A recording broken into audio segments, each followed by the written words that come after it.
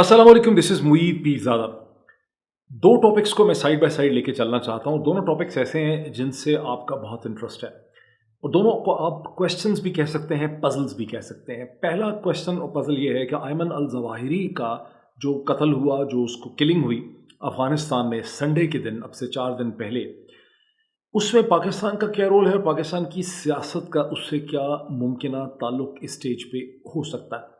और दूसरा ये कि इलेक्शन कमीशन ऑफ पाकिस्तान का एक दिन पहले जो फैसला आया, उसके बाद अब तक पीडीएम ने किस तरह से उसे कैपिटलाइज़ किया, क्या स्ट्रैटेजी हमारे सामने आई है और तहरीक इंसाफ की क्या काउंटर स्ट्रैटेजी जो है वो हमारे सामने आ रही है। इन दोनों क्वेश्चंस को मैंने साइड पे साइड पे लेके चलता हूँ, लेकिन बहुत से पॉइंट्स मैंने डेवलप किए जिनको देख के मुझे बात करनी पड़ेगी और साथ साथ जो मुख्तलिफ पब्लिकेशंस की जो इमेजेस हैं, हेडलाइंस हैं, न्यूज़पेपर्स की जो ट्वीट्स हैं, वो भी मैं आपको दिखाता चला जाऊँ स्क्रीन पे। तो मेरी कोशिश होगी कि स्क्रीन के ऊपर भी आपको बहुत ज़्यादा मटेरियल मिले देखने के लिए और वो स्क्रीन पे रह सके ताकि आप उसे पढ़ सकें। अयमन अल-ज़वाहिरी के हवाले से अगर आप देखें तो पाकिस्तान की जो सोर्सेज हैं वो कैटेगोरिकली डिनाई करते हैं कि हमारा इसके साथ कोई लेना देना नहीं है, हमारा इसमें कोई रोल नहीं है, ये अफ़गानिस्तान का अंदरूनी मामला है। जैसा कि आपको नज़र आएगा जो एक्सप्रेस ट्रिब्यून की पाकिस्तानी अखबार की स्टोरी है जिसमें ये डिनाइल जो हैं वो दिए गए हैं कि भाई हमारा इससे कोई ताल्लुक़ नहीं। लेकिन और ये कि हमारी टेररिज्म पे पोजीशन बड़ी क्लियर है, इन कॉन्ट्रडिक्टरी है कि हमारी टेररिज्म पे पोजीशन भी बड़ी क्लियर है और हमारा इससे लेना देना कोई नहीं है, या अफगानिस्तान का अंदरूनी मामला है। लेकिन इसी स्टोरी के अंदर आपको ये भी लिखा हुआ नज़र आता है एक पैराग्राफ के अंदर कि अयमन अल-ज़वाहिरी के किलिंग से, मारे जाने से, मर्डर से, जो भी कहें इसको, उससे 48 घंटे पहले पाकिस्तान के army chief general Qamar Javed Bajwa की यूनाइटेड स्टेट्स सेंटकॉम के जो चीफ हैं, प्रोबेबली अभी भी जनरल मैकेंजी हैं, उनसे उनकी बात हुई। ये अखबार में लिखा हुआ है, मैं सारी पब्लिश्ड इन्फॉर्मेशन की बात कर रहा हूँ। और मैं आपको याद दिलाऊंगा एक और चीज़ मैं आपको दिखाता हूँ कि फॉरेन पॉलिसी की जो जनवरी 2022 की एक स्टोरी है ओवर द होराइजन कैपेबिलिटी के हवाले से, अमेरिकन कैपेबिलिटी, वो मैं स्क्रीन पे आपको दिखाता हूँ। उसमें ये क्लियरली लिखा है कि ये रिस्पॉन्सिबिलिटी जो है ओवर द होराइजन, जो कैपेबिलिटी है ड्रोन्स को इस्तेमाल करने की काउंटर टेररिज्म के लिए, ये रिस्पॉन्सिबिलिटी है सेंट्रल कमांड की, सेंटकॉम की। और इसके जो हेड हैं जनरल मैकेंजी, उनको कोट किया गया स्टोरी में, जो समझते हैं कि बाइडन एडमिनिस्ट्रेशन का जो ख्याल है कि हम इस्तेमाल कर सकते हैं ओवर द होराइजन कैपेबिलिटी को इफ़ेक्टिवली, ये सही नहीं है, बिकॉज इसमें हमें एक्सेस के बड़े प्रॉब्लम्स हैं और ये इतनी इफेक्टिव नहीं है, ये इसमें बड़े इश्यूज़ हैं, लॉजिस्टिक एंड ऑल दैट। तो इसको जहन में रखें कि खुद जनरल मैकेंजी जो सेंटकॉम को हेड करते हैं, जो रिस्पॉन्सिबल हैं ओवर द होराइजन कैपेबिलिटी के लिए, वो समझते हैं कि जनवरी 2022 तक वो खुद समझ रहे हैं कि हमारी कैपेबिलिटी बहुत इफेक्टिव नहीं है। अब पाकिस्तान में से किसी ने एक व्यू ये दिया है कि पाकिस्तान को अननेसेसरीली इंटरनेशनल मीडिया जो है वो पाकिस्तान की तरफ इशारे कर रहा है और ये उज़्बेकिस्तान को इस्तेमाल किया होगा अमेरिकन ड्रोन्स ने, बिकॉज काबुल पे ड्रोन स्ट्राइक करने के लिए उज़्बेकिस्तान करीब पड़ता है। अगर आप नक्शा देखें तो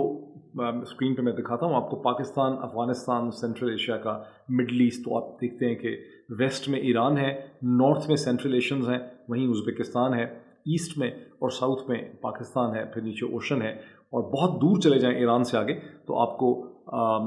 सी नज़र आता है। और सी के बाद जो सी की पार्टीशन है, एक छोटे से समुद्री पार्टीशन के बाद आपको कतर नज़र आता है, जो टाइनी बेस है, टाइनी कंट्री है, जहाँ अमेरिका का एयरफोर्स का और नेवी का बहुत बड़ा बेस है। तो पाकिस्तान में ज़ाहिर ऑफिशियल भी डिनायल है और लोग भी शायद इसको एक्सेप्ट नहीं करना चाह रहे, लेकिन और ये कहना कि वेस्टर्न मीडिया ने पाकिस्तान की तरफ इशारा किया, ये कतई तौर पर ठीक नहीं है। जो आप इस पे वॉशिंगटन पोस्ट की बहुत डिटेल स्टोरी देखें, न्यूयॉर्क टाइम्स की स्टोरी देखें, इसके ऊपर अगर आप बीबीसी की बहुत डिटेल स्टोरी है, बहुत अच्छी स्टोरी है, टेक्निकल, अल जज़ीरा की स्टोरी देखें और सारे अखबार की देखें, तो आपको कहीं दूर दूर तक कोई इशारा जो है वो पाकिस्तान की तरफ नज़र नहीं आता। और किसी भी अखबार में, और ये I think it looks intentional, कि किसी ने ये सवाल उठाया ही नहीं है कि अमेरिका की ओवर द होराइजन जो कैपेबिलिटी है, इसका बेस कहाँ पे है, ये कहाँ से ड्रोन्स उड़ के आ रहे हैं। Because over the horizon capability, जैसे कि मैंने पिछली वीडियो में आपको कहा था,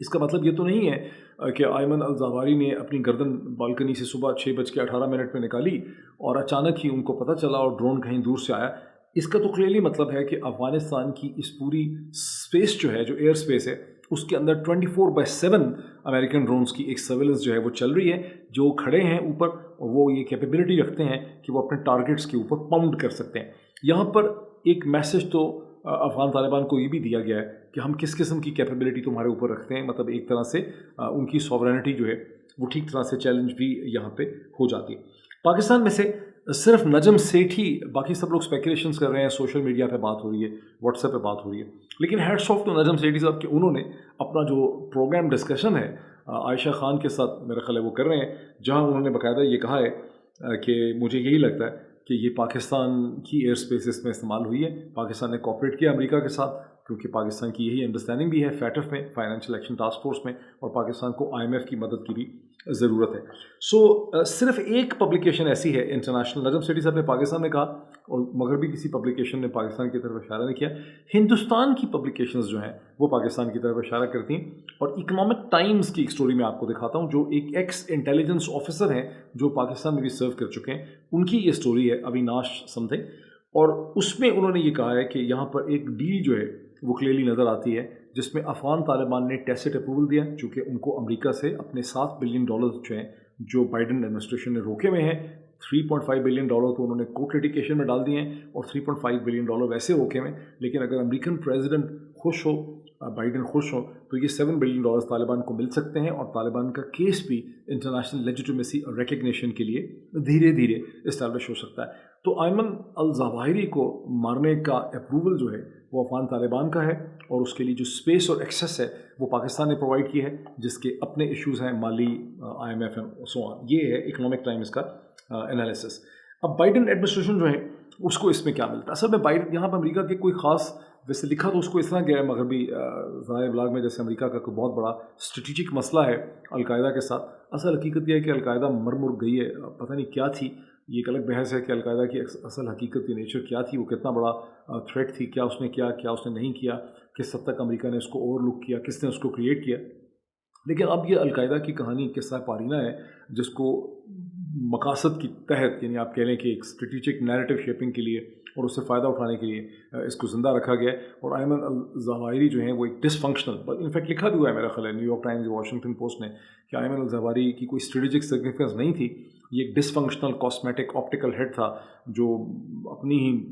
عجیب چیزوں میں پاگل پن میں مبتلا تھا، اس کی کوئی اہمیت نہیں تھی. لیکن بائیڈن ایڈمنسٹریشن کے پوائنٹ آف ویو سے اس کی بہت اہمیت ہے. اس کی وجہ یہ ہے کہ جب سے پریزیڈنٹ بائیڈن امریکہ کے صدر بنے ہیں جنوری 2021 کے 20 جنوری سے، اس کے بعد سے ان کی ایڈمنسٹریشن مسلسل ٹربلڈ ہے. ان کی اپروول ریٹنگ بہت کم ہے، ان کی کوئی بھی چیز سیدھی نہیں ہو رہی ہے. ان کے جو پچھلے پریزیڈنٹ تھے، پریڈیسیسر ڈونلڈ ٹرمپ تھے، وہ ابھی بھی بہت زیادہ پاپولر ہیں اور اکانومی پہ بھی بڑا پریشر ہے، سپلائی چین بھی ڈسرپٹڈ ہے، اور بائیڈن کی کوئی تعریف بھی نہیں کر رہا کسی بھی چیز میں. اور آپ نے دیکھا کہ پریزیڈنٹ بائیڈن چند دن پہلے یا چند ہفتے پہلے کتنے مجبور تھے کہ ان کو خون کے گھونٹ پینے پڑے جب ان کو جا کے MBS کے ساتھ ہاتھ ملانا پڑا سعودی عرب میں، جن کے خلاف انہوں نے ایک پبلک پوزیشن جو ہے 2020 کے الیکشن سے پہلے لے رکھی تھی، اور پھر CIA سے رپورٹ ایشو کروائی تھی 2020 جنوری فروری میں، جس میں یہ کہا گیا تھا سینٹرل انٹیلیجنس ایجنسی نے کہ ان کو پورا یہ انالیسس یہ انڈیکیٹ کرتا ہے کہ جمال خشوگی کے قتل کا آرڈر جو ہے وہ MBS نہیں دیا تھا. اور باوجود اس ایلیویٹڈ مورل پوزیشن کے جو بائیڈن جو ہیں ان کو جا کر ایک طرح سے آپ کہیں جھکنا پڑا اپنے تیل کی خاطر اکنامک ایشوز میں، اور وہ سعودی عرب گئے اور وہاں پر ان کو کوئی بہت اچھا ٹریٹمنٹ بھی نہیں ملا. تو یہ جو ایمن ظواہری کا جو قتل ہے یہ ایک بہت بڑی کامیابی ہے بائیڈن ایڈمنسٹریشن کی، جو ایک ریئر فیدر جو ہے ان کے کیپ میں ایڈ کرتی ہے. اور اس کے نتیجے میں پریزیڈنٹ بائیڈن جو ہے وہ مضبوط لگتے ہیں، مسکولر لگتے ہیں، ڈیسائزو لگتے ہیں، اور یہ اس کا سارا بیک گراؤنڈ ہے. It's nothing much strategic about the whole thing. لیکن اگر کوئی اسٹریٹجک اس کی سگنیفیکنس ہے وہ پاکستان کے لیے ہے، جیسے کہ نجم سیٹھی صاحب نے اس کی طرف اشارہ کیا، بہت سے اور لوگ سوشل میڈیا پہ اسپیکولیٹ کر رہے ہیں. آج کے دن میں گزشتہ 24 گھنٹے میں ڈالر کے مقابلے میں روپی جو ہے اس نے تقریباً 11 روپے جو ہے ریکور کیے ہیں. یہ ریسنٹ ہسٹری میں ایک بہت بڑا معجزہ ہے. اور اس کے بارے میں جو اخبارات میں ویسے سپرفیشل سا تو جو کامنٹ ہے، جو اسپیکولیشن کی گئی ہے، جو ریٹن اسپیکولیشن ہے، وہ یہ ہے کہ چونکہ امپورٹ بل آئل کا جولائی میں کم ہوا ہے، چونکہ پہلے بہت زیادہ آرڈرز کر دیے گئے تھے مئی میں اور جولائی میں کم آرڈرز ہوئے ہیں، تو اس لیے ہمارا جو ٹریڈ ڈیفیسٹ تھا اس میں ایک نمایاں کمی ہوئی ہے. اور جب وہ اس کی ریسیٹس سامنے آئی ہیں، بیلنس سامنے آیا ہے کہ ٹریڈ جو بیلنس ہے اس میں جو وہ شرنک کر گیا ہے، کم ہو گیا ہے ٹریڈ امبیلنس، تو اس کی وجہ سے یہ ہوا ہے. لیکن دوسری طرف سے لوگ یہ پوائنٹ آؤٹ کرتے ہیں کہ جب اور پھر یہ کہ چونکہ IMF نے رات کو یہ کہا کہ پاکستان نے اپنی ساری کنڈیشنالٹیز جو ہیں وہ پوری کر دی ہیں اور اس کے بھی پازیٹیو افیکٹ ہوئے. دوسری طرف سے لوگ یہ پوائنٹ آؤٹ کرتے ہیں کہ جب IMF کے ساتھ اسٹاف لیول ایگریمنٹ ہوا چند دن پہلے تو ڈالر کی قدر و قیمت میں کوئی فرق نہیں پڑا. جب چین نے 2.3 بلین ڈالر جو ہیں وہ ریلیز کیے پاکستان کے لیے رول آن کیے تب کوئی فرق نہیں پڑا. تو ابھی اچانک جو 11 روپے کا جھٹکا لگا اور جو لگا بھی انٹر بینک جو ریٹ ہے جو گورنمنٹ کے بہت حد تک کنٹرول میں ہے وہاں سے یہ بیسکلی طور پہ جھٹکا لگا تو شاید اس کی حقیقت کچھ اور ہے. اب اس کے بارے میں جو بہت ایجوکیٹڈ ایک گیس اور انالیسس ہے وہ یہ ہے کہ مارکیٹ نے اور ڈیسیجن میکرز نے اور فائنینشیل انسٹیٹیوشنز نے گزشتہ 48 گھنٹے میں یا 72 گھنٹے میں یہ بات ایبزارب کی ہے کہ امریکہ اور پاکستان کے درمیان ایک دوبارہ سے اسٹریٹجک ریسیٹ ہو گیا ہے جس میں Pakistan has now once again emerged as an ally of United States. اس میں ایمن الظاہری میں یعنی مانا تو نہیں کسی نے کہ ہمارا کوئی اس میں رول ہے لیکن یہ بات رجسٹر ہو گئی ہے کہ ہم ہی ہیں اتنے اچھے جنہوں نے اس میں ایک پازیٹیو رول پلے کیا ہے. امریکہ کی خاطر ایک یہ ہے اور دوسرا یہ جو ECP کا الیکشن کمیشن پاکستان کا ڈیسیجن آیا اس سے مارکیٹ نے یہ ابزارو کیا ہے کہ اب جلدی الیکشن نہیں ہونے والے اس لیے کوئی پولیٹیکل مار دھاڑ یا انسٹیبلٹی یہاں پہ نہیں ہے. اب اس حکومت نے 6 مہینے چلنا ہے which actually brings us to further to the background of US Pakistan relationship. دیکھیے جون 2021 میں نیو یارک ٹائمز کی اسٹوری چھپی جسے پھر تمام دنیا کے ذرائع ابلاغ میں پاکستان میں کوٹ کیا گیا جس میں یہ تھا کہ CIA کے ڈائریکٹر ولیم برنز جو ہیں انہوں نے ایک سیکرٹ ٹرپ کیا پاکستان افغانستان اور اس ریجن کا جہاں انہوں نے اس وقت کے پرائم منسٹر عمران خان سے ملنے کی بھی خواہش کی لیکن پرائم منسٹر عمران خان جو ہیں ان کی طرف سے یہی بتایا گیا PMO کی طرف سے پرائم منسٹر آفس کی طرف سے کہ یہ پیرٹی نہیں ہے اور پرائم منسٹر جو ہے وہ اپنے ہم منصب سے ہی ملتا ہے اور CIA کے ڈائریکٹر کی ملاقات اور آفیسز کے ساتھ ہو سکتی ہے. جس سے اس وقت یہ بھی سمجھا گیا کہ شاید پرائم منسٹر عمران خان کی طرف سے CIA کے ڈائریکٹر کو یہ کوئی بہت بڑا سنب کیا گیا. لیکن حقیقت یہ ہے کہ سپٹمبر میں جو مینشن ہوا ہے ڈیٹیلز اگر آپ دیکھیں سپٹمبر 2021 میں آفیشلی ڈسکلوزڈ ٹرپ ہے پبلشڈ اس کی ڈیٹیلز ہیں کہ CIA کے ڈائریکٹر جو ہیں انہوں نے پاکستان اور انڈیا کا ٹرپ کیا. تو یہاں ان کی ملاقاتیں پاکستان میں تو کسی سے بھی ملاقات ہو سکتی ہے بڑے ہائیسٹ پاسبل لیول پہ ان کی ملاقاتیں ہوئیں لیکن ہندوستان میں اسٹرکٹلی CIA کے ڈائریکٹر کی ملاقات وہاں کے نیشنل سیکیورٹی ایڈوائزر سے ہوئی. وہاں کوئی ان کی نریندرا مودی کے ساتھ یا وہاں ان کے پریزیڈنٹ کے ساتھ یا ان کے ڈیفینس منسٹر کے ساتھ یا ان کے فنانس منسٹر کے ساتھ یا اور لوگوں کے ساتھ یا آرمی چیف کے ساتھ یا نیول چیف یا ایئر چیف کے ساتھ ہندوستان میں CIA کے ڈائریکٹر کی ملاقاتیں نہیں ہوئیں. وہ strictly as per protocol and rules of engagement ان کی ملاقاتیں ہوئیں. بہرحال جب وہ یہاں پر آئے جو جون میں رپورٹڈ وزٹ ہے جو ایکچولی کہا جاتا ہے کہ اپریل مئی میں ہوا تو وہ یہ اپنی وش لسٹ لے کے آئے کہ ہمیں logistic and air space facilities یا بیسس فیسلٹیز چاہیے تاکہ ہم افغانستان کو مانیٹر کر سکیں اور افغانستان میں کاؤنٹر ٹیرر جو اسٹریٹجی ہے اسے ہم امپلیمنٹ کر سکیں. اس وقت ان کو یہ بتایا گیا کہ ہم آپ کو یہ بیسس اس قسم کی فیسلٹی نہیں دے سکتے. اب عام جو تاثر ہے وہ یہ ہے کہ یہ فیسلٹی ان کو سبسیکوئنٹلی کسی اسٹیج پہ انڈکلیئرڈ فیشن میں دے دی گئی آئدر ڈیورنگ کہ عمران خان کی حکومت تھی اسی زمانے میں دے دی گئی یا یہ ہے کہ عمران خان کی حکومت کے جانے کے بعد دے دی گئی. یہ ایک اسپیکولیشن ہے ظاہر اس کے بارے میں حتمی طور پہ آپ کچھ نہیں کہہ سکتے. اگر آپ میپ دیکھیں جو پہلے بھی میں نے آپ کو کہا ہے دیکھیں جہاں پاکستان نظر آتا ہے میپ میں افغانستان نظر آتا ہے سینٹرل ایشیا نظر آتا ہے پھر آپ کو مڈل ایسٹ نظر آتا ہے تو یہ کہنا کہ قطر سے یا عمان سے یا بحرین سے US ڈرونز اڑ کے اوور دی ہورائزن اپنی سرویلنس کیپیبلٹی مینٹین کر سکتے ہیں 24 گھنٹے خاصا مشکل ہے بیکاز دریا میں چھوٹا سا سمندر آتا ہے اس کے بعد بہت بڑی جغرافیکل ٹیریٹری ایران کی آ جاتی ہے پھر نیچے سے پاکستان آتا ہے تو پھر اس پہ یہی سمجھ آتی ہے اسٹریٹجکلی اسپیکنگ کہ یہ فیسلٹی یا تو پاکستان میں ہے جہاں سے US ڈرونز آپریٹ کر رہے ہیں اڑ رہے ہیں مطلب کنٹرول تو وہ امریکہ سے ہی ہوتے ہیں اٹلانٹا سے یا پھر یہ فیسلٹی جو ہے سینٹرل ایشین ریپبلک ازبکستان کے اندر ہے. یہ تو ہو گئی اس کی بات. اب آ جاتی ہے بات کہ ہم آ جاتے ہیں واپس پاکستانی پالیٹکس سے کیونکہ بیک گراؤنڈ تو ہم نے دیکھ لیا US پاکستان ریلیشن شپ اور انگیجمنٹ کے حوالے سے. پاکستانی پالیٹکس میں جب ECP کا فیصلہ آیا تو میں نے اسی وقت آپ کو کہا تھا کہ 2 مقاصد ہیں الیکشن کمیشن آف پاکستان کے اس فیصلے کے جو سو کالڈ فارن فنڈنگ یا ممنوع فنڈنگ کے اس کے حوالے سے. ایک تو یہ ہے کہ جو الیکشن اس سال ہونے تھے 2022 میں ان کو جتنا زیادہ ڈیلے کیا جا سکے ڈیلے کیا جائے تاکہ 2022 میں جنرل الیکشن جو ہیں وہ نہ ہو سکیں. اور دوسرا یہ ہے کہ ایک نیا بیانیہ جو ہے وہ شیپ کیا جائے جس میں یہ ثابت کیا جائے کہ عمران خان جو ہیں وہ بڑے کرپٹ ہیں یا کم از کم اتنے ہی کرپٹ ہیں جتنے باقی سارے سیاستدان کرپٹ ہیں. اب اس وقت سے گزشتہ 24 گھنٹے سے زیادہ ہو گئے ہیں ECP کا ڈیسیجن آیا ہوا ہے کیونکہ گزشتہ دن کے 10 ساڑھے 10 بجے ڈیسیجن آیا تھا.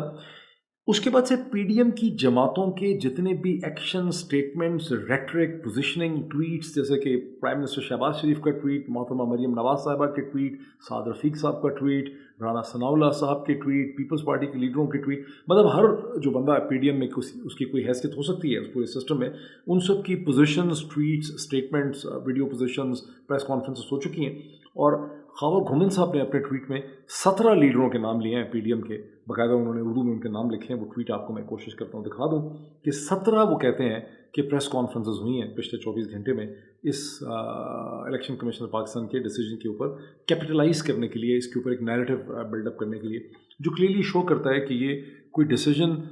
अचानक नहीं आया, ये कोई दफ्तर नहीं आ गया, ये कोई सरप्राइज़ किस्म का डिसीजन नहीं है। पीडीएम की जमातों की पूरी उनकी पूरी रिहर्सल हुई हुई थी कि जब ये डिसीजन आएगा, मुतालबा भी कर रहे थे कि डिसीजन लाएं, तो पूरी रिहर्सल थी कि उन्होंने इसे कैसे बिल्डअप ऑन करना है। अब हमने जो चीज़ें देखी कि कैबिनेट के सामने कैबिनेट ने प्रपोज़ कर दिया है और सुप्रीम कोर्ट को गालिबन कैबिनेट प्रपोज़ करी है एटलीस्ट खबरों की हद तक, कि इमरान खान को और बहुत तहरीक इंसाफ के लीडर्स को एग्जिट कंट्रोल लिस्ट के ऊपर, नो फ्लाई लिस्ट के ऊपर डाल दिया है। ये हंसी मजाक खेज किस्म की सूरत हाल है, बिकॉज 9 अप्रैल 2022 को जब से 4 महीने से ज़्यादा हो गए जब से इमरान खान की हुकूमत ख़त्म हुई है, इमरान खान ने कहीं किसी और मुल्क में जाने की ख्वाहिश का इजहार किया ही नहीं। उनके तो अपने बच्चे जो हैं वो बरतानिया में, उन्होंने वहाँ जाने की भी ख्वाहिश का इजहार ही नहीं किया। मतलब जाना तो दूर की बात है, कभी कोई ऐसी बात भी नहीं आई कि वो सोच रहे हैं पाकिस्तान से, बल्कि वो ये कह रहे हैं कि मेरा मरना जीना जो है पाकिस्तान में। तो एग्जिट कंट्रोल लिस्ट में आप former prime minister Imran Khan को डाल के क्या करेंगे? तो ये भी बेसिकली नैरेटिव शेपिंग है। फिर ये खबर आ गई है कि इमरान खान को और बहुत से पीटीआई के लीडरों को अरेस्ट करने के बारे में जो है फैसला किया जा रहा है, बिकॉज बड़ी संगीन किस्म के उन्होंने जुर्म किए। ये भी एक बस ऐसे ही है खबर। उसकी वजह यह है कि इमरान खान को गिरफ्तार करना, जेल के पीछे सलाखों में दिखाना या किसी जगह पे इम्प्रिजन करने का मतलब ये है कि आप इमरान खान की जो ऑलरेडी इतनी बड़ी हुई मकबूलियत है उसको आप उसमें 10 गुना इजाफा कर देंगे, तो ये कभी भी ये नहीं करने लगे। अच्छा, अब राना सनाउल्लाह साहब ने चंद घंटे पहले जो प्रेस कॉन्फ्रेंस की मोहतरमा मरियम औरंगज़ेब साहिबा के साथ बैठ के, जिसमें उन्होंने कहा कि ECP election commission of Pakistan के बारे में जो प्लान प्रोटेस्ट थी पीटीआई की, कई दिनों से प्लान हुई थी, पहली तारीख को दोबारा उसको रीफर्म किया गया 1 अगस्त को। ये बड़ा ख़तरनाक है। उनको खबर मिली है कि यहाँ तखरीबकारी होगी, बड़ी दहशतगर्दी हो सकती है, और वैसे भी ईसीपी जो है वो रेड जोन में है, रेड जोन में को आ नहीं सकता। हाई कोर्ट्स के, सुप्रीम कोर्ट के इस हवाले से फैसले हैं, तो हम इसकी इजाज़त नहीं दे सकते। और इस वक्त सूरत हाल ये है। अच्छा, इसमें जो बड़ा इंटरेस्टिंग पहलू ये कि राना सनाउल्लाह साहब उन लोगों में शामिल थे जनवरी 2021 में जिन्होंने हुकूमत की परमिशन से रेड जोन के अंदर आके इलेक्शन कमीशन ऑफ पाकिस्तान के बाहर पीडीएम ने एक मुजाहरा किया पीटीआई के ख़िलाफ़, और उस वक्त की इमरान खान की हुकूमत ने बाकायदा उसका कैबिनेट अप्रूवल दिया। जब उनके सामने ये चीज़ पुट की गई 6 जनवरी को कि मुजाहरा करना चाहती हैं पीडीएम की जमातें, तो इमरान खान साहब ने कहा 100 बिस्मिल्लाह, सिर्फ ये कि चीज़ों की तोड़ फोड़ जो है वो नहीं होनी चाहिए। तो वो तो कंडक्ट था इमरान खान की हुकूमत का, ये कंडक्ट है इस हुकूमत का ये नहीं। और फिर ये अभी चंद दिन पहले ही पीडीएम के तमाम जो चीदा लीडरान हैं उन्होंने इलेक्शन कमीशन ऑफ पाकिस्तान में जाके एक मीटिंग की, जिसके बाद उन्होंने प्रेस कॉन्फ्रेंस की, जिसमें उन्होंने इलेक्शन कमीशन के चीफ इलेक्शन कमिश्नर को ये कहा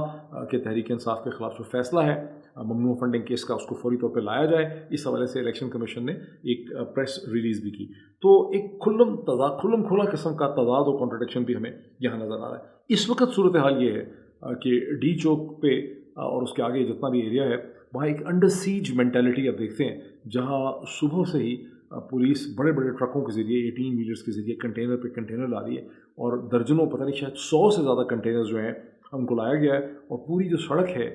G63 G64 की, जिसको अतातुर्क एवेन्यू कहते हैं, जिसके आगे सो कॉल्ड रेड जोन शुरू हो जाता है,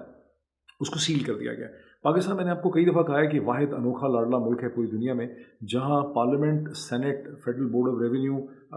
supreme court of Pakistan, prime minister's office, secretariat, ये सब एक रेड जोन में एग्जिस्ट करते हैं। हालांकि हिंदुस्तान में अगर आप देखें उसके डिप्लोमेटिक एनक्लेव को, पहले तो उन्होंने उसको बंद करके भी नहीं रखा हुआ। जब मैं लास्ट टाइम वहाँ गया था, मेरा 2014 में, वो खुला है, कोई भी जा सकता है। पाकिस्तान में उसको बहुत बंद करके रखा हुआ, तो हिंदुस्तान में उसको बंद करके उन्होंने नहीं रखा हुआ। तो सेकेंडली वहाँ पे होनी चाहिए embassies, American embassy, French, German, बरतानवी, हिंदुस्तानी एम्बेसी, ताकि कोई क्राउड आके वहाँ पे पथराव ना करे, तोड़ फोड़ ना करे। लेकिन पाकिस्तान में जो रिप्रेजेंटेटिव इंस्टीट्यूशन हैं उनको रेड जोन में रखा हुआ है। ये भी एक अजीब और गरीब किस्म की मेंटालिटी है, जिसकी जितनी भी तारीफ़ की जाए इस हवाले से वो कम है। अगर हम ये कहें कि एक स्टेज इस स्टेज पे सेट कर दी गई है, ये जितनी स्टेटमेंट्स हुई हैं अब तक, कि पीडीएम की जमातों ने एक स्टेज सेट कर दी है कि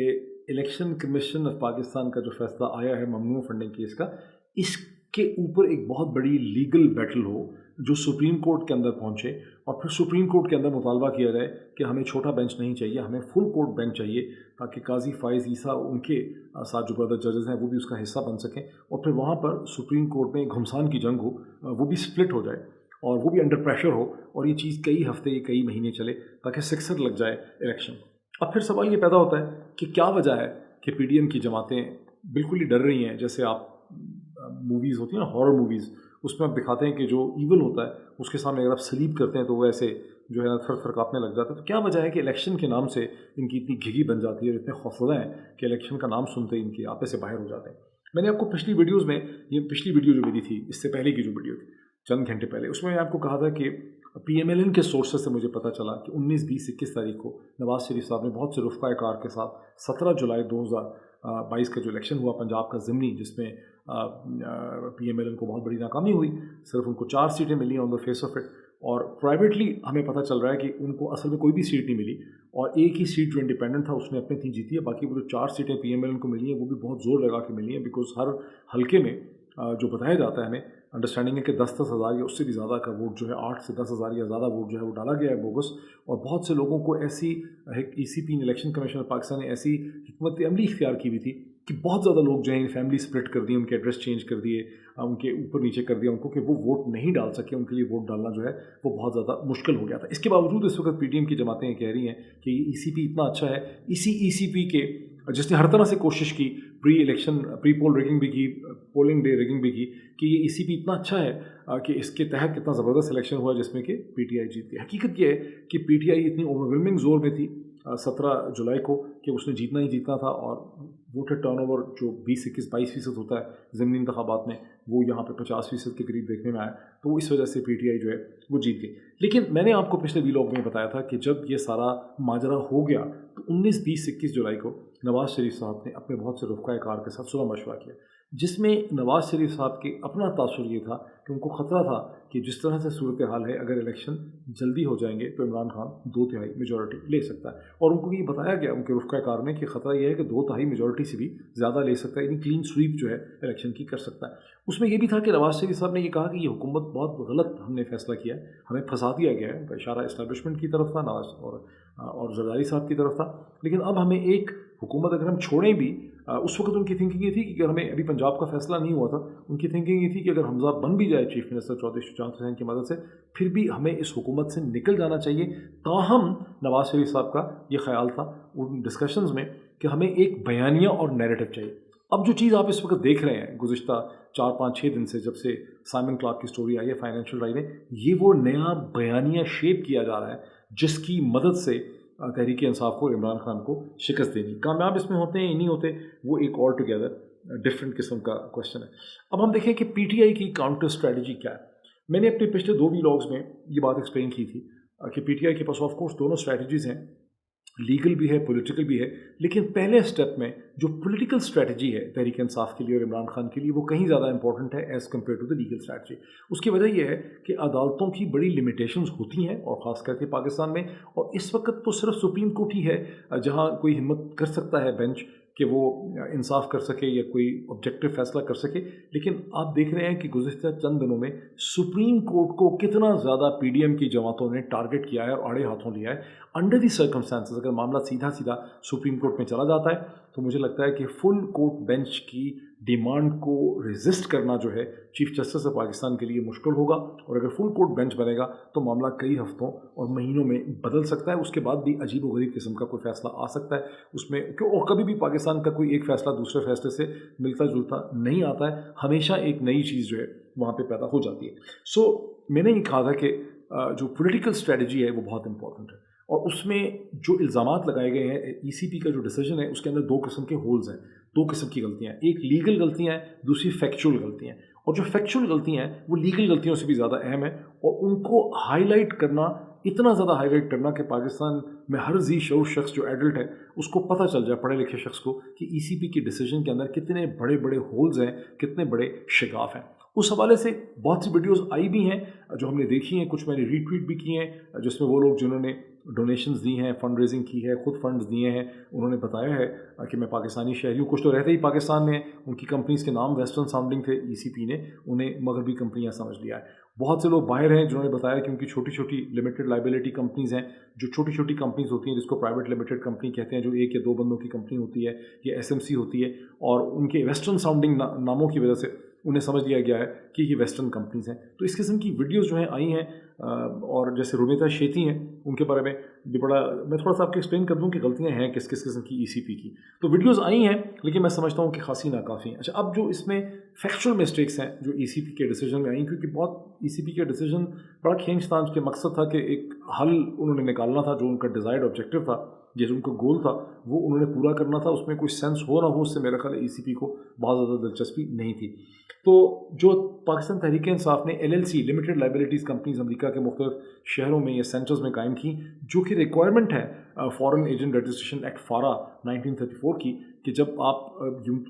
فنڈ ریزنگ کرتے ہیں تو آپ کو یا تو PTI اپنی لمیٹڈ کمپنیز بنائے گی فنڈ ریزنگ کے لیے, یا پھر آلریڈی ایگزسٹنگ جو فنڈ ریزنگ کمپنیز ہوتی ہیں, رجسٹرڈ کمپنیز ہوتی ہیں, ان کا سہارا لے گی. تو وہ جن کمپنیز کو استعمال کیا ہے یا PTI نے اپنی کمپنیز انکارپوریٹ کی ہیں, ان کو ماشاءاللہ الیکشن کمیشن آف پاکستان نے فورن کمپنیز کے طور پہ آئیڈینٹیفائی کر لیا. لیکن صرف اتنا ہی نہیں کیا, ویزا, ماسٹر کارڈ اور پے پال کو بھی الیکشن کمیشن آف پاکستان نے فورن کمپنیز کے طور پر آئیڈینٹیفائی کر لیا ہے. آپ اس لاجک کو اور الیکشن کمیشن آف پاکستان کی اس وزڈم کو اور اس عقل کو, اس پہ بندہ روئے کہہ کے مارے کیا کرے. بہرحال اس کے بعد آپ دیکھ چکے ہیں کہ بہت سے ایسے لوگ جو پاکستان میں ہیں ان کو فورن نیشنل کاؤنٹ کر لیا گیا ہے. بہت سے پاکستانی جو ڈوئل سٹیزنز ہیں باہر ہیں, ان کو بھی فورن سٹیزن کاؤنٹ کر لیا گیا ہے. اور پچھلے کم از کم 1-1.5 سال سے ایک نام جس کی بازگشت ہم بار بار ٹیلی ویژن پروگرامز میں PDM کے لیڈران سے سنتے رہے, رومیتا شیتی, جن کو بتایا گیا کہ ہر دفعہ ہندوستانی حکومت کو سازش کے طور پہ یہ ہندوستانی ایجنسیز را کا نام رومیتا شیتی کے ساتھ دیا گیا. اور اب یہ بات بالکل واضح ہے کہ رومیتا شیتی ناصر حسین صاحب ایک پاکستانی اوریجن شہری ہیں, امریکن سٹیزن ہیں, ان کی وہ وائف ہیں. اور رومیتا شیتی امریکن سٹیزن ہے, اور امریکن سٹیزن جو ہے انڈیا کے لاء کے تحت وہ ڈوئل سٹیزن ہو بھی نہیں سکتا, تو انڈین سٹیزن ہیں بھی نہیں ہیں. پاکستانی ان کے ہسبینڈ ہیں, اور دونوں نے کمپنی سے مل کے پیسے دیے ہیں, اور $27,000 کو الیکشن کمیشن آف پاکستان نے اپنی انفینٹ وزڈم میں سپلٹ کر کے 13,000 کر دیے. تو 13,000 جو ناصر حسین صاحب کے, ان کو کوشر اور حلال کر دیا ہے, اور جو رومیتا شیتی کے کھاتے میں ڈالے ہیں 13,000, ان کو انہوں نے حرام قرار دے دیا, بیکاز ان کا نام ان کو ہندو لگ رہا ہے. اب PTI کی اب تک کی جو اسٹریٹجی, مجھے ایسا لگتا ہے کہ PTI نے ہاتھ پاؤں تو ضرور مارے ہیں, لیکن یہ جو چند ویڈیوز آئی ہیں یہ بڑی ناکافی ہیں. یہاں پر درجنوں مزید ایسی کلیئر کیٹیگوریکل ویڈیوز کی ٹویٹر پہ, فیس بک پہ, واٹس ایپ پہ ضرورت ہے, جہاں سے یہ بات لوگوں کے سامنے واضح ہو سکے کہ الیکشن کمیشن آف پاکستان نے کتنا عجیب و غریب قسم کا فیصلہ جو ہے لکھا ہے, اور اس کا کوئی سر پیر نہیں. اب PTI کی جو ایک بہت بڑی ٹریجڈی کہہ لیں, چیلنج ہے, وہ یہ ہے کہ جتنے بھی پاکستان کے اخبار ہیں, انگریزی کے اردو کے 5 انگریزی کے بڑے اخبار ہیں یہاں پہ, ڈان ہے, ٹریبیون ہے, نیشن ہے, ڈیلی ٹائمز ہے, پاکستان ٹوڈے ہے, یہ سارے کے سارے جو ہیں یہ تحریک انصاف کے خلاف ہیں. ان کے اداریے بھی اس کے خلاف آتے ہیں. اور جو 33 ٹیلی ویژن چینلز ہیں نیوز اینڈ کرنٹ افیئرس کے, اس میں سے ایک کو چھوڑ کے, اور 2 کم از کم نیوٹرل ہیں جو ذرا بیلنس دکھاتے ہیں, ایک جو ہے وہ آپ کہہ سکتے ہیں کہ پرو PTI ہے, باقی 30 کے 30 ٹیلی ویژن چینل جو ہیں وہ اینٹی PTI. اب سوال یہ پیدا ہوتا ہے کہ کیوں ہے؟ اس لیے کہ PTI کی جو ایڈورٹائزمنٹ پالیسی تھی اس نے ٹیلی ویژن چینلز کو اور اخبارات کو نوازا نہیں. ان ادر ورڈز, ایک مڈل کلاس کا یا نوجوان آپ میں سے جو ہیں وہ سمجھتے ہیں کہ جو چیز عمران خان نے بڑی اچھی کی کہ انہوں نے ریاست کے اور لوگوں کے اور ٹیکس پیئر کے پیسے کو اپنی ذاتی نمائش کے لیے یا اپنے انٹرسٹ کی خاطر اڑایا نہیں, وہی چیز جو ہے وہ در حقیقت ان کی پولیٹیکل لائبلٹی ہے. بیکاز جب لوگوں کو پیسے انہوں نے نہیں دیے, اور بھی بہت جگہوں پر پیسہ خرچہ نہیں ہے, تو وہ لوگ جن کو پیسے نہیں ملے اور دوسری سائڈ سے حکومت آئی ہے تو ان کو پیسے مل رہے ہیں, اور پہلے بھی ان کو ملتے تھے 2013 اور 2018 کے درمیان میں, تو وہ ظاہر ہے کہ عمران خان سے بڑے ناراض ہیں, اور وہ ان کو ہر طرح سے ٹارگٹ کرتے ہیں. اور اخباروں کے اداریے بھی اگر پڑھیں تو ایسا لگتا ہے کہ ECP کے فیصلے نے ثابت کر دیا ہے کہ عمران خان جو ہے وہ کتنا جھوٹا ہے, کتنا مکار ہے, کتنا کرپٹ ہے, اس کو چھپا کے رکھا ہوا ہے. اب اس کی وے فارورڈ کیا بنتی ہے؟ کیونکہ اب تک جو میں نے آپ کو چیزیں بتائیں تو بڑی ڈپریسنگ لگتی ہیں, مجھے بھی لگتی ہیں ڈپریسو. دیکھیے, وے فارورڈ تو ایک بات تو کلیئر ہو جاتی ہے کہ پورا کا پورا پاکستان کا جو سسٹم ہے اشرافیہ کا, اور جو پاورفل پلیئرز ہیں پاکستان کے, وہ سب کے سب جو ہیں وہ عمران خان کے خلاف صف آ رہا ہے. اور گزشتہ چند دنوں کی جو ڈیولپمنٹس ہیں افغانستان کے حوالے سے, اور ڈرون اسٹرائک کے حوالے سے, اور بہت سی چیزوں کے حوالے سے, اس سے یہ بات ایک بار پھر ثابت ہوتی ہے کہ امریکن اسٹیبلشمنٹ اور بائیڈن ایڈمنسٹریشن جو ہے اس کا بھی سارا وزن جو ہے وہ اس وقت تک عمران خان کے خلاف. تو پھر کیا ہوگا؟ کیا عمران خان کا فنومینا ختم ہو جائے گا؟ یہ پھر بھی ختم نہیں ہوگا. اس کی وجہ یہ ہے کہ اس ملک کی آبادی ہے تقریباً کم از کم جو بتائی جاتی ہے 225 ملین، اور وہ 225 ملین سے لوگ سمجھتے ہیں کہیں زیادہ ہے. اس کے مسائل اس قسم کے ہیں کہ اس ملک کو اس سٹیج پہ ایک لیجیٹیمیٹ، بھرپور، جینون، فوکس قسم کی گورنمنٹ چاہیے جو صرف اور صرف عمران خان اور تحریک انصاف پرووائڈ کر سکتے ہیں. اس وقت جو چون چون کا مربع ہے، یہ جو مکسڈ اچار ہے، اس کی پچھلے 3-4 ماہ کی ایفیشنسی اور پرفارمنس تو آپ سارے دیکھ چکے ہیں. اور اس میں جتنے بھی انٹرسٹ ہیں سیاسی اور غیر سیاسی، یہ بھی بڑا امپورٹنٹ ہے، جو غیر سیاسی انٹرسٹ ہیں وہ بھی کوئی قوم، ملک، ریاست کے ساتھ ان کو ٹکے کا انٹرسٹ نہیں ہے. سب کے چھوٹے چھوٹے ذاتی اور خاندانی قسم کے انٹرسٹ ہیں جس کی خاطر یہ سب لوگ اکٹھے ہوئے ہیں، اپنا تحفظ اور اپنا بچاؤ کرنا چاہ رہے ہیں. مجھے یہ ڈسپائٹ آل دا فیکٹ کہ یہ اس وقت یونائٹڈ بھی ہیں اور بڑا زور بھی لگا رہے ہیں، امریکہ کی بھی مدد لے رہے ہیں، IMF کی مدد لے رہے ہیں، اس کے باوجود مجھے ان کا سارا ڈیزائن اور آرکیٹیکچر جو ہے وہ چلتا نظر نہیں آ رہا. لیکن ابھی تک جو سچویشن تھی اس پہ میں نے کامنٹ کیا. جیسے سچویشن مزید کلیئر ہوتی ہے نیکسٹ 24 آورس میں ہم پھر اس کا انالیسس کریں گے. Thank you.